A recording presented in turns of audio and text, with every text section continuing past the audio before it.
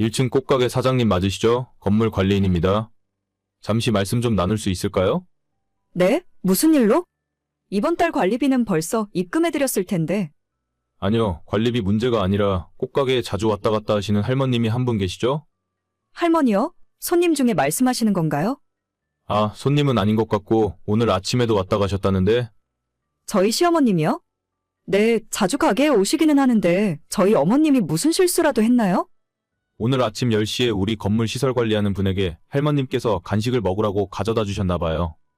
집에서 떡을 가져오셨다고 하는데 그거 받고 나서 나중에 확인해봤더니 파란 곰팡이가 잔뜩 피어 있었다고 하네요. 네? 곰팡이요? 아니, 어머님이 그런 걸 왜 먹으라고 주셨을까? 일단 너무 죄송합니다. 제가 다시는 이런 일이 없도록 할게요. 먹다가 조금 나온 것도 아니고 떡이 완전 다 상해 있었다고 하더라고요. 무슨 이유로 그런 걸 주셨는지 저희 입장에서야 알 길이 없으나 앞으로는 간식 같은 건 안 챙겨주셔도 될 것 같습니다. 원래 근무 중에 그런 걸 받아먹는 것 자체가 안 되는 일이라서요. 네, 정말 죄송합니다. 어머님이 뭔가 착각을 하셔서 그랬나 봐요. 버리는 거랑 드릴 거랑 헷갈리셨나? 제가 다시는 이런 일이 없도록 말씀 잘해놓겠습니다. 정말 죄송해요. 아닙니다. 꼭 좀 말씀 전달 부탁드려요. 네, 죄송합니다. 들어가세요. 저는 10여 년 전부터 작은 꽃가게를 운영하고 있습니다. 원래는 다른 동네에서 가게를 하고 있었는데 작년 봄에 지금 하고 있는 자리로 매장을 옮기게 되었어요. 원래 하던 곳은 주택가 한가운데였는데 새로 옮긴 곳은 주변에 고등학교 2개, 중학교도 1개 있고 종합병원까지 멀지 않은 곳에 있어서 오며 가며 들르는 손님들이 많습니다. 예전부터 이곳에서 장사를 하고 싶었는데 자리가 안 나서 눈치만 보고 있었죠. 정말 놓칠 수 없는 기회라서 상가의 빈자리가 나자마자 바로 연락하고 계약을 진행했습니다. 하지만 이 좋은 곳에도 딱 한 가지의 단점이 있는데 그건 바로 저희 시댁 근처란 겁니다. 시댁이 걸어서 5분 거리밖에 안 걸릴 정도로 정말 가까운 곳에 있습니다. 뭐 별일이야 있겠어? 라고 생각했지만 시어머니가 아침 저녁으로 하루에 2번씩 가게에 방문하시더군요. 며느리가 집 근처에 가게를 오픈했으니 심심하니까 찾아와 볼 수 있다고 봐요. 제가 조금 불편해도 이해할 수 있는데 문제는 어머님이 자꾸 오셔서 제 장사를 방해하고 본인이 사장 행세를 하고 있다는 점입니다. 아까 그 여편네 환불해줬냐? 아, 네, 그냥 환불해줬어요. 자주 오시는 분이기도 하고 오늘 꽃이 좀 마음에 들지 않으셨나 봐요. 어이구, 그걸 왜 환불을 해줘? 너는 장사 그렇게 하면 안 된다. 그놈의 여편네들이 이래저래 핑계대면서 환불해달라고 하는 거야. 내가 그런 사람들 한두 번 보니? 뭐 마음에 안 드셨을 수도 있죠. 그런 분들 많아요. 일일이 스트레스 받으면 동네에서 장사 못하죠. 안 돼. 자꾸 그렇게 아줌마들 해달라는 거 다 들어주면 남는 것도 없다. 앞으로는 내 허락 없이는 절대 환불해주지 마라. 어떻게 그래요? 동네에서 하는 장사인데. 그 아줌마가 보기보다 마당발이라서 데려오는 손님들도 많아요. 안 된다면 안 되는 줄 알아. 너 그렇게 물러터지면 동네 진상들 다 몰려오게 되어 있어. 앞으로 그 여편네 오면 나한테 바로 전화해. 내가 집에 있다가 바로 달려갈 테니까 알겠니? 그렇게까지 안 하셔도 되는데. 제 가게는 제가 알아서 잘하고 있어요. 어머님이 너무 신경 많이 써주셔서 감사한데 그래도 장사 초보도 아니고 10년 넘게 했던 경험이 있으니까 제 가게는 제가 가장 잘할 수 있어요. 어휴, 너가 이 동네를 알아? 나는 여기서 30년 넘게 산 토박이야. 겨우 장사 10년 했으면 뭘 안다고 세상 다 아는 척을 하고 그래? 너가 자리 잡을 때까지 다 도와줄 테니까 잠자코 있어. 어머님도 하실 일이 많으시잖아요. 매일같이 가게에 출근 도장 안 찍으셔도 괜찮아요. 제가 애도 아니고. 걱정하지 마라. 내가 어디 나가서 일 다니는 사람도 아니고 집안일은 너가 걱정 안 해줘도 알아서 똑부러지게 하고 있으니까 너네 가게 한두 시간 나가서 봐주는 것 정도는 어려울 것도 없어. 저는 정말 괜찮은데. 내가 돈 달라고 안 할 테니까 해준다 그럴 때 가만히 있어. 이 동네에 얼마나 이상한 사람이 많은 줄 아니? 진상들 걸을 사람 거르고 자리 잡을 때까지 도와줄 테니까 부담 가질 필요 없다. 진상은 시어머니가 이 동네에서 가장 진상인 것 같더라고요. 제가 장사만 10년 넘게 했고 웬만한 산전수전 다 겪어봤기 때문에 아무것도 모르는 어머님 도움은 솔직히 필요 없어요. 무슨 도움을 주신다고 하는지도 잘 모르겠고 그냥 가게에 출근하시면 손님들한테 잔소리하고 특히 건물관리인이나 택배 아저씨 같은 분들에게 굉장히 무례하게 대하십니다. 제가 사장이지만 절대 남한테 함부로 하지 않는데 왜 아무것도 아닌 시어머니께서 사람들을 하대하고 함부로 하시는지 모르겠어요. 얼마 전에도 택배 아저씨가 가게 문을 살짝 열고 택배를 놓고 가셨는데 어머님이 의자에 앉아 커피를 마시다가 그걸 보시고는 바로 달려나가서 택배 아저씨를 부르더라고요. 이봐요. 택배를 가져왔으면 공손하게 주인한테 가져다 줘야지. 문 앞에 두고 가는 게 맞는 거예요? 진짜 제가 너무 놀라서 손님 꽃다발 만들다 말고 뛰어나갔고 택배 아저씨한테 90도로 사과드리면서 겨우 상황 무마했어요. 진짜 요즘 시대가 어떤 시대인데 사람들한테 갑질입니까? 갑질을 하는 것 자체가 문제인데 택배 아저씨가 갑질할 대상도 아니잖아요? 어머님께서는 저런 건 초장의 버릇을 잘 들여놔야 한다며 끝까지 목소리를 높이셨어요. 이러다가 어머님 때문에 가게 말아먹을 것 같아서 남편을 통해 이야기를 해본 적도 여러 번이지만 도저히 말을 들어먹지 않으셨습니다. 제가 한번 화를 내야 하나 고민을 하고 있던 차에 얼마 전에 또 사건이 터지고 말았습니다. 어머님, 아까 가게에 잠깐 나오셨을 때 무슨 일 있었어요? 무슨 일? 아니, 아무 일도 없었는데. 아니, 제가 화장실 갔다 온 사이에 이 근처 박스 줍는 할머니한테 뭐라고 하셨죠? 할머님께서 아까는 죄송했다며 저한테 음료수 사다 주면서 사과하고 가시던데 대체 어머님 무슨 짓을 하신 거예요? 아, 그 할망구? 별거 아니야. 내가 다 이야기해놨으니까 앞으로 종종 음료수 사다 주고 인사하러 올 거다. 네? 제가 저 할머니한테 음료수를 왜 얻어먹어요? 대체 어머님이 뭐라고 하셨길래 저분이 저한테 미안하다 사과를 하시는데요? 아니, 솔직히 그렇잖냐. 너네 가게에서 하루에 나오는 박스 쓰레기가 얼마나 많니? 그거 다 그 할망구가 가져가는데 생전 뭐 하나 가져와서 고맙다고 인사하는 꼴을 못 봤다. 그게 어디 사람이 할 도리니? 그래서 어머님이 그 할머니한테 음료수 사오라고 한 거예요? 그래, 앞으로 종종 음료수 사서 가져오라고 했어. 여름에는 아이스크림도 사오고 그럴 거다. 세상에 공짜가 어디 있니? 남의 가게에서 박스 가져다가 팔아서 돈 벌었으면 원래 그 정도 인사치레는 해야 하는 거야. 와, 진짜 놀부도 울고 가겠네요. 어머니, 제가 마지막으로 당부드리는데 앞으로 저희 가게 나오지 말아주세요. 저 이제는 진짜 못 참을 것 같아요. 무슨 소리야? 공짜 음료수 먹게 해줬더니 고맙다고 하지는 못할 망정.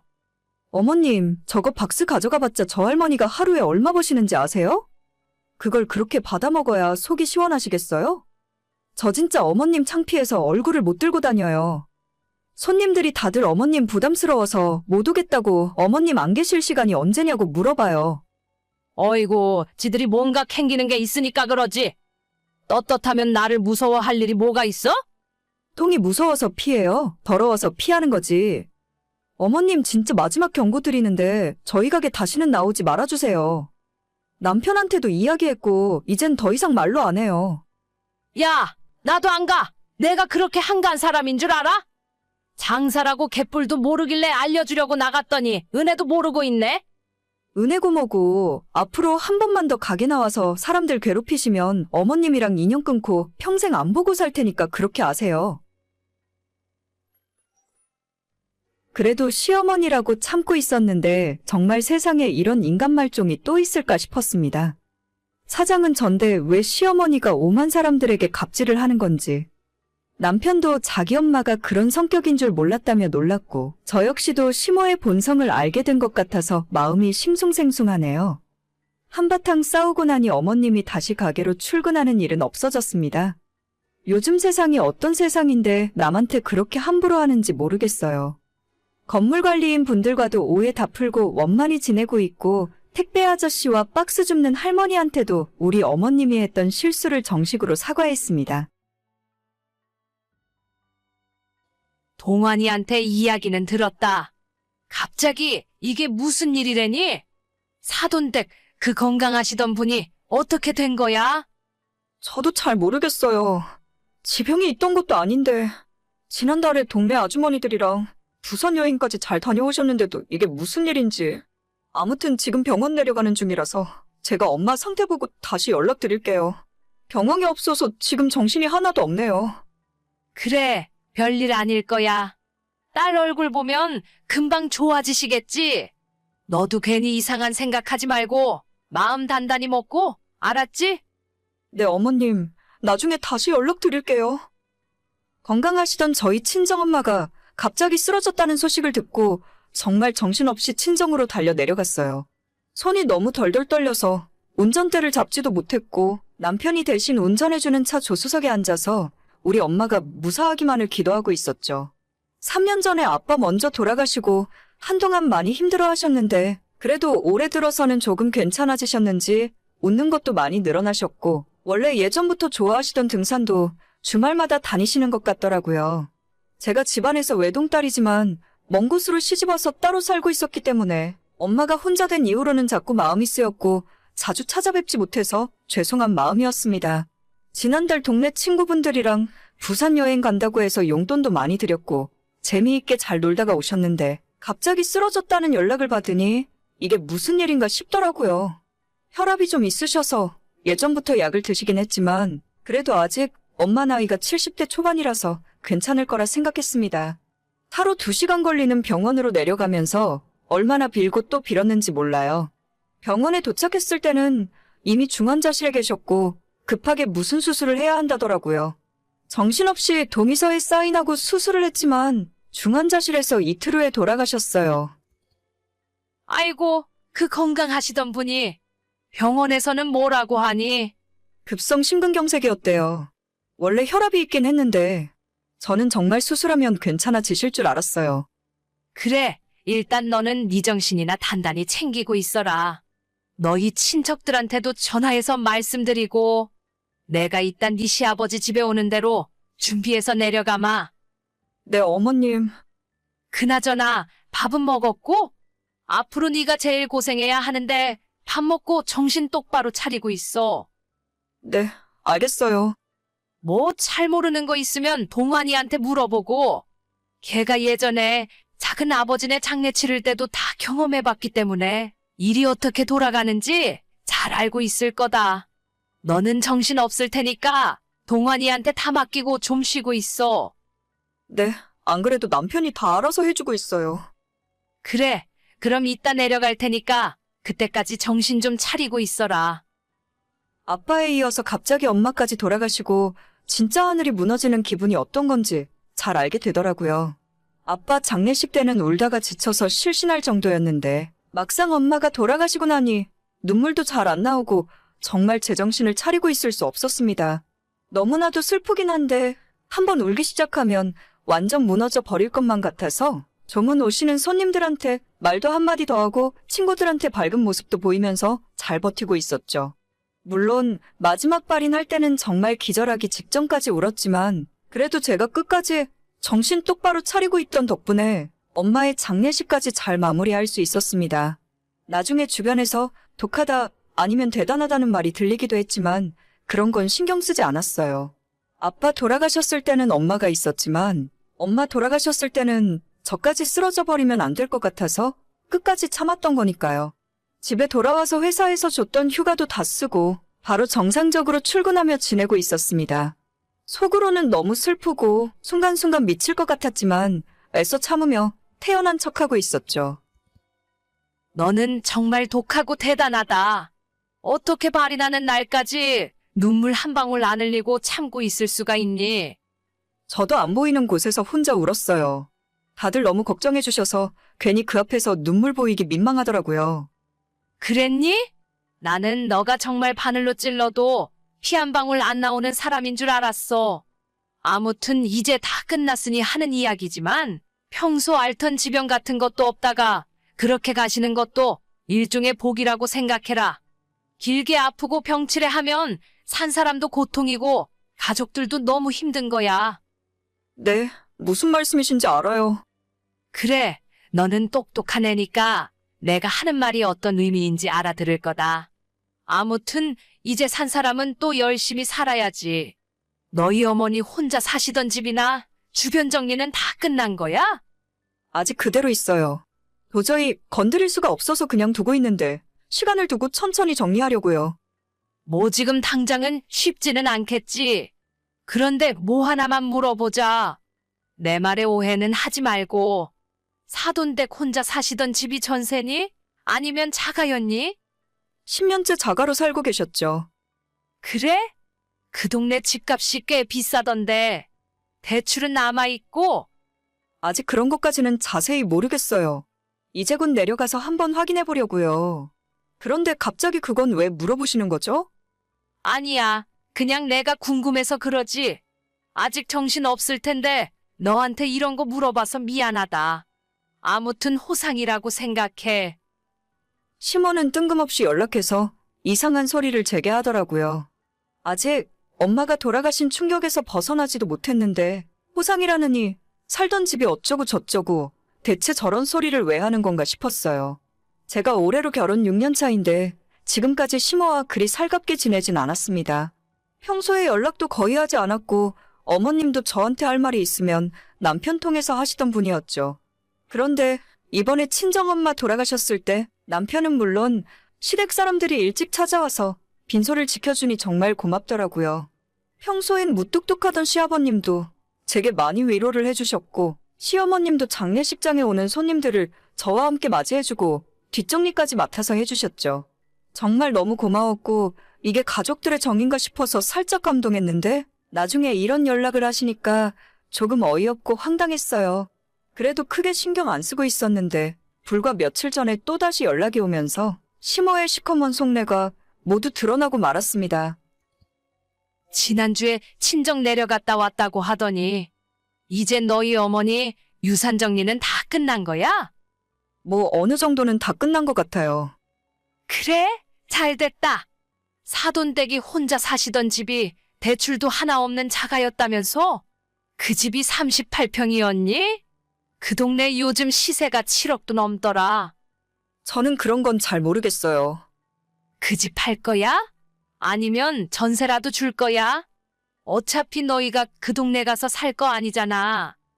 생각은 아직 안 해봤는데 일단 집에 짐들이 남아있어서 그거 정리되면 생각하려고요.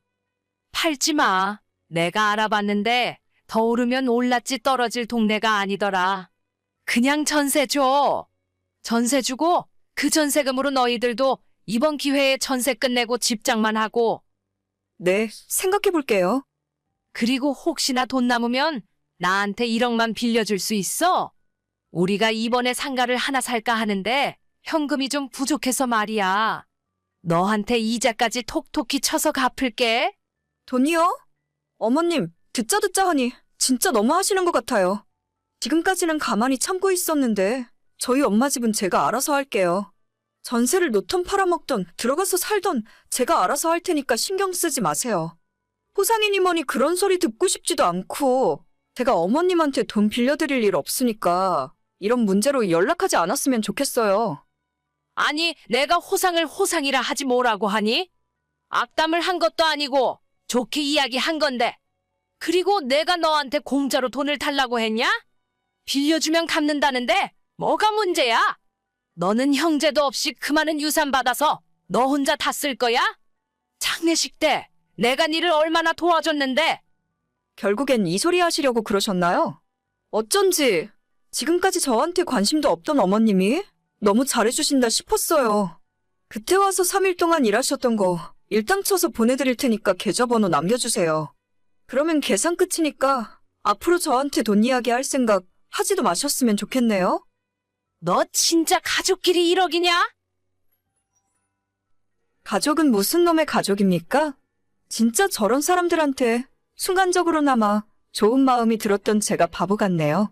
힘들 때 도와주길래 방심했는데 역시는 역시였습니다. 나중에 남편에게 시모와 나눴던 이야기를 보여주면서 당신 엄마가 돈 달라고 하는데 어떻게 생각하냐고 했더니 절대 줄 생각하지도 말라네요. 남편은 사남매 중에 막내 아들인데 옛날부터 시댁과 살짝 거리를 두고 있었어요. 저희 친정부모님에게 받은 유산을 어떻게 하던지 자기는 신경 전혀 안 쓸 테니까 천천히 저보고 알아서 하라네요. 지금은 그 집에 남아있는 엄마의 물건들을 처분하기가 힘들어서 당분간 그대로 둘 생각이에요. 조금 괜찮아지면 짐을 다 빼고 새를 놓을 겁니다.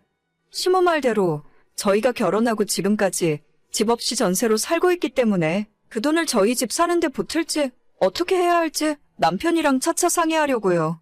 이제 진짜 우리 가족이라고 할 사람은 남편과 우리 딸 하나가 전부인 것 같아요.